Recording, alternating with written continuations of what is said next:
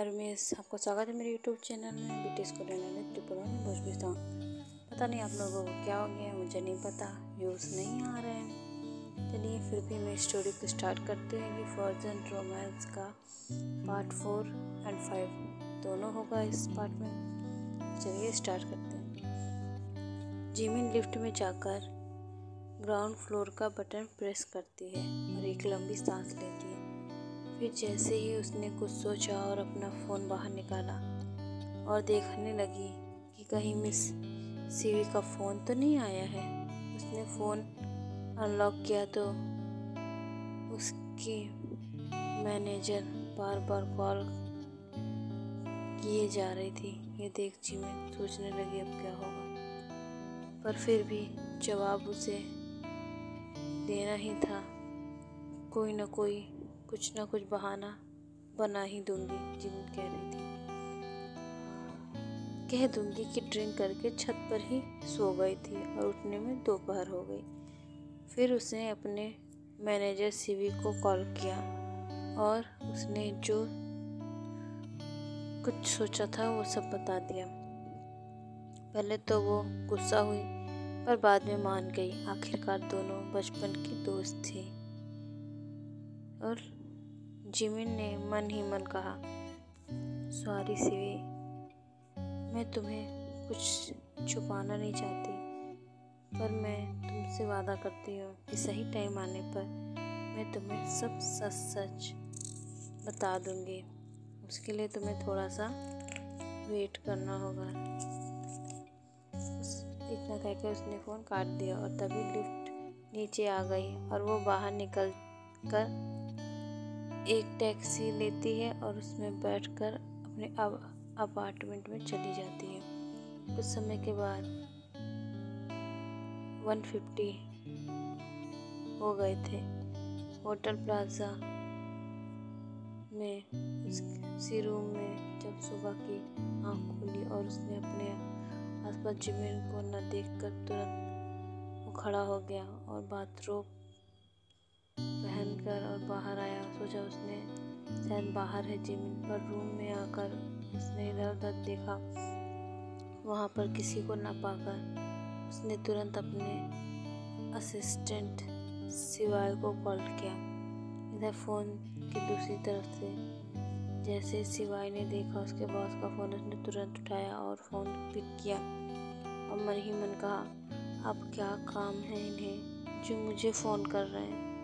फिर उसने ये सब ख्यालों को बाहर निकाला और फ़ोन उठाया और कहा, yes sir, you have any problem, please tell me, what can I do. इस पर युंगी की तरफ से एक ठंडी आवाज़ आई, अभी के अभी 5 मिनट में मेरे रूम में आओ। तुम्हें अपनी असिस्टेंट की जॉब प्यारी है तो। शिवाय ने कहा, यस सर, मैं आया। तो युंगी ने कहा, गुड जॉब, और कॉल काट दी। कुछ समय बाद सुगा के रूम में असिस्टेंट सामने खड़ा था। बेचारे की हालत ख़राब हो रही थी, पर फिर भी बेचारा हिम्मत करके खड़ा था। उसने हाँफते हुए कहा, यस सर, क्या हुआ है। तो सामने से एक रौबदार आवाज़ आई, आज जो लड़की मेरे रूम में सारी रात मेरे साथ थी, मुझे उसके बारे में सारी इन्फॉर्मेशन चाहिए और ये भी पता करो कि मेरे पानी में इतनी खतरनाक ड्रग्स कहाँ से आई, किसने किया है ये सब। हर एक इन्फॉर्मेशन मुझे चाहिए और उसके लिए तुम्हारे पास कल तक का टाइम है। और ये कहकर उसने कहा, यहाँ से जाओ, जाते समय दरवाज़ा बंद कर देना।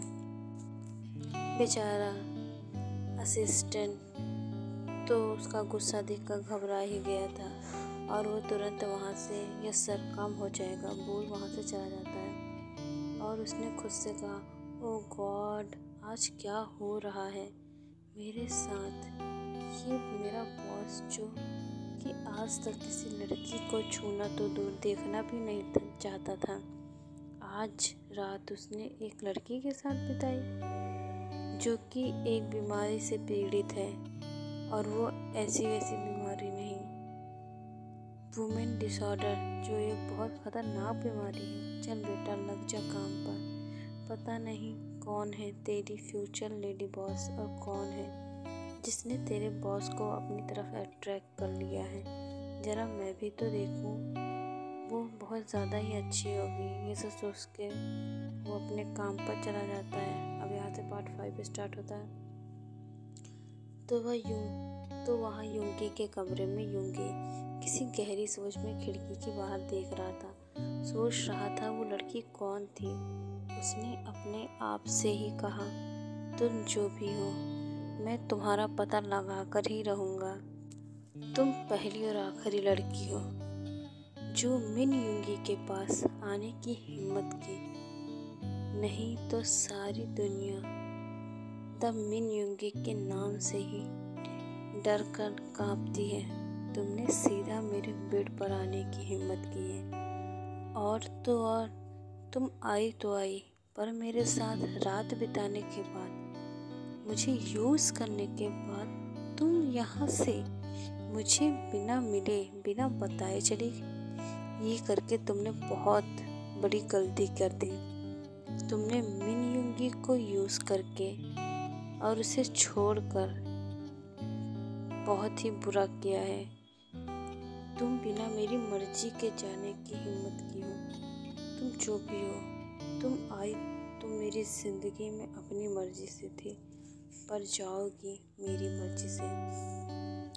और जब तक मैं ना चाहूँ तुम मुझे छोड़ कर नहीं जा सकती, और ये मैं इस ज़िंदगी में तो होने नहीं दूँगा। फिर चाहे मुझे ज़बरदस्ती ही क्यों ना करनी पड़े तुम्हें अपने पास रखने के लिए, क्योंकि जिस चीज़ को मिन यूंगी ने हाथ लगा दिया, समझ लो वो चीज़ उसकी हो गई, और उस चीज़ को उससे कोई नहीं छीन सकता। पर क्या तुम्हारी ज़िंदगी में मेरी तरह कोई नहीं है? या फिर कहीं तुम्हारा बॉयफ्रेंड हुआ तो? नहीं, ये नहीं हो सकता। अगर हुआ तो भी मैं उसे तुम्हारी लाइफ से निकाल दूंगा, तुम्हारी लाइफ में नहीं रहने दूंगा। उसे अपनी जान प्यारी होगी तो वो तुम्हारे पास आने की हिम्मत भी नहीं करेगा। जिमिन को किसी और के साथ सोच कर ही यूंगी, उसके दिल में एक टीस थी जो क्या थी उसे भी नहीं पता था। बस उसे इतना ही पता था कि वो सिर्फ उसकी है और अब उसी की रहेगी। पर अचानक उसके दिमाग में कल रात का ख्याल आया। उसे याद आया कि कल उसका और मेरा दोनों का ही फर्स्ट टाइम था, तभी तो ब्लीडिंग हुई थी। उसका पहली बार था। यह सोच के ही यूंगी के दिल को राहत मिल जाती है और उसने एक खुशी महसूस होती है अपने दिल में, और इस वजह से उसके हाथ में हल्के से ऊपर की तरफ हुए। आज लाइफ में पता नहीं कितने सालों बाद ये उसके चेहरे पर स्माइल थी। यह बहुत ही रेयर होता है। अगर कोई देख लेता कि मिन यूंगी के चेहरे पर स्माइल थी तो वो सदमे के मारे मर ही जाता। आज वो मन ही मन बहुत खुश था। और फिर उसके दिमाग में गाना बजता है, मैंने जब देखा था तुझको, रात भी वो याद है मुझको, तारे गिनते गिनते सो गया, दिल मेरा धड़का था कस के, कुछ कहा था तुमने हंस के, मैं उसी पल तेरा हो गया। आसमानों पे जो खुदा है उससे मेरी यही दुआ है, चांद में हर रोज मैं देखूं तेरे साथ में। आ उठी मोहब्बत ने अंगड़ाई ली, दिल का सौदा हुआ चांदनी रात में। हाँ तेरी नजरों ने कुछ ऐसा जादू किया, लुट गए हम तो पहली मुलाकात में। तेरी नजरों ने कुछ ऐसा जादू किया, लुट गए हम तो पहली मुलाकात। कितना ज़रूरी है अब मेरी खातिर तो, मुश्किल है लफ्ज़ों में कह पाना।